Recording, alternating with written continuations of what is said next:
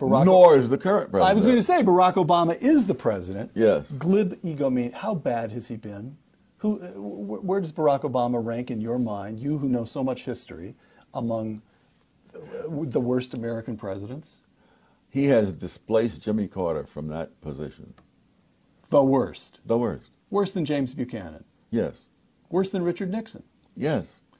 All right. Richard Nixon did not, after all, put us in danger of nuclear attacks, probably within the lifetime of people living today. The Iran deal will do that? Yes. All right. We're committed to stopping the Israelis from stopping the Iranians from getting a nuclear weapon. That's part of the deal. Barack Obama, in August of last year, quote, "In the first 100 days of my administration, I will travel to a major Islamic forum and deliver an address to redefine our struggle. I will make clear that we will stand with those who are willing to stand up for their future and that we need their efforts to defeat the prophets of hate and violence." Close quote. What do you make of those two? I think Barack Obama has a lot more faith in verbal interactions than I would. What he's proposing under the guise of change is what has been tried for 2 decades between the two world wars, and which failed disastrously in helping to bring on the Second World War. Barack Obama's plan for defense spending as of last year, I'm quoting his speech, "I'll stop spending $9 billion a month in Iraq. I will cut tens of billions in wasteful spending.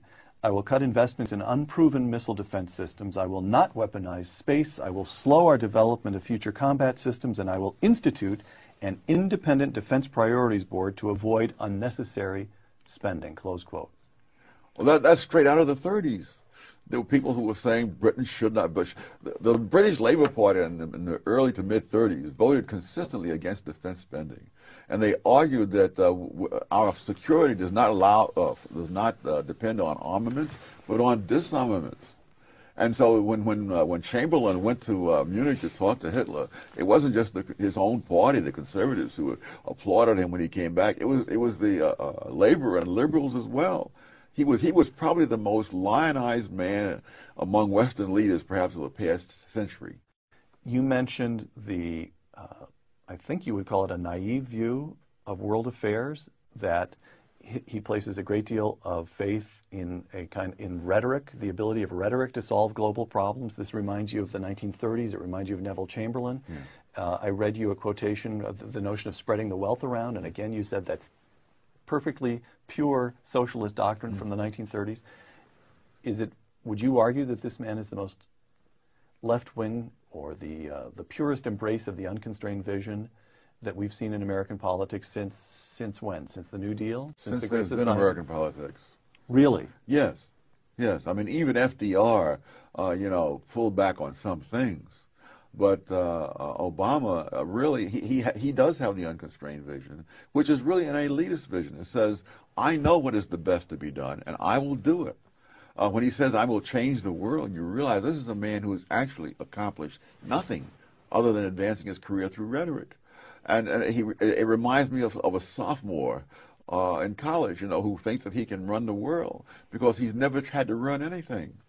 And you can believe that only until you have personal responsibility for consequences. And that's when it gives you a little bit of humility.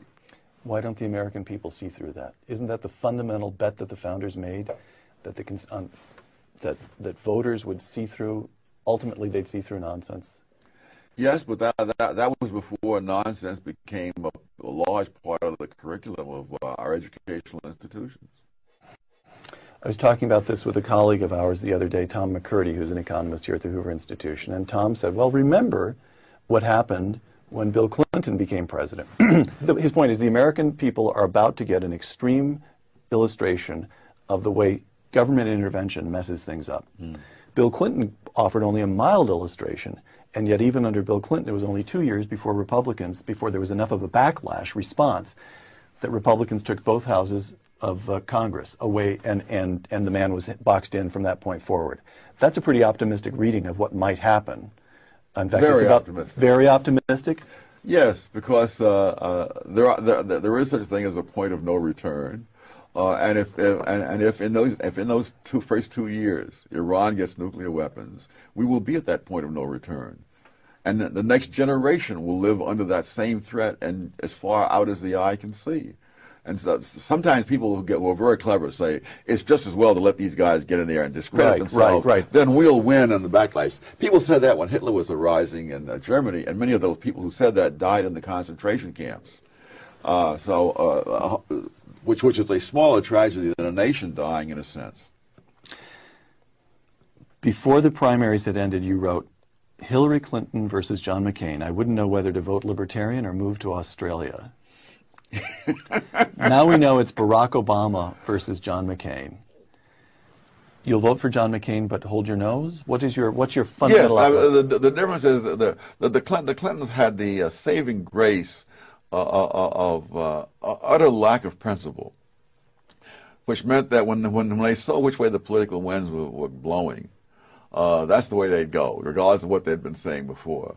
This man has been a far-left ideologue for 20 years, and not just a matter of ideology. I mean, people who are truly vile people. We're not talking about just people who have a certain theory. Bill Ayers. I mean, Acorn. I'm talking thuggery as the way to get your ideas across. Father Flagel. You go down the list. I judge people by what they've done, not by what they say, particularly when what they say is the direct opposite of what they've done.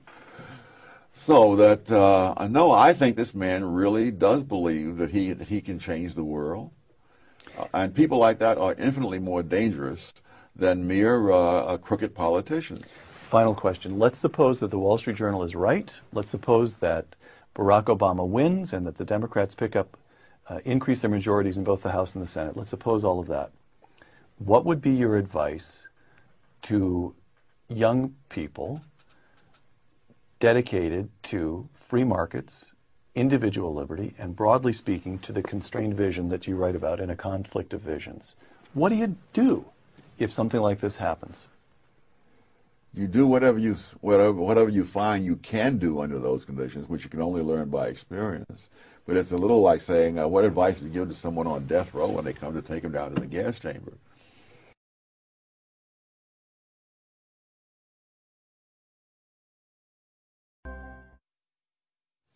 Again, intellectuals in society, there is a spontaneous demand from the larger society for the end products of engineering, medical, and scientific professions, but the demand for public intellectuals is largely manufactured by the public intellectuals themselves. Yes. Explain that. How do they manufacture demand for their own services? Well, one thing is by making alarming predictions, offering solutions to our problems. And if they didn't do that, if Noam Chomsky had just kept on stating in linguistics, neither of us probably would have ever heard of Noam Chomsky. He would have been just as famous around the world among linguists, but nobody else would have heard of him.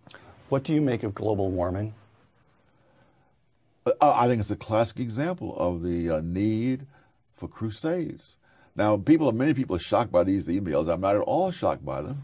I read the original UN study years ago, and I was just curious as to how they were going to deal with the question that the temperatures went up first, and then there was the increase in carbon dioxide. Right. Because you can't say that A causes B if B happened first. And so I read this, and I could see they were tiptoeing through the tulips in the way they phrased things and so forth. They couldn't confront that.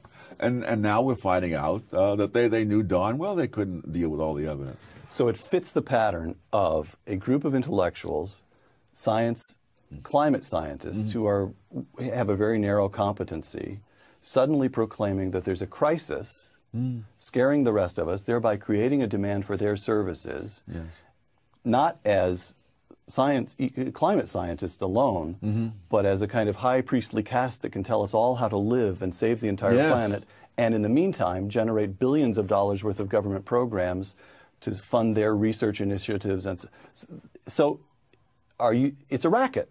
Yes. All right. But again, you have to take account of the ability of human beings to rationalize.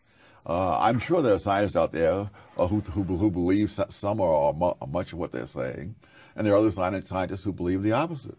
But the ones who are pushing global warming are doing their damnedest to make sure that those who believe the opposite don't get heard in the public.